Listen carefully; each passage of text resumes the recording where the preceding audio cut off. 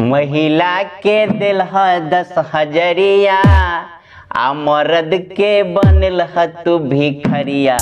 अभी हसार तू वोट मांगे अभी हसार तू वोट मांगे। आलम ये कि पहले पबनी तिहार में बेगरता पड़ी छलिए तब मर्द से जनी से मंगे छलिए अइला पाई दियो वैला पाई दियो एनई में दियो वही में दियो। आप खाता में पाई भेजल के महिला सबके तो मर्द के हर बातें पर मांग पड़े 200 कनी दियो था 500 कनी दियो था।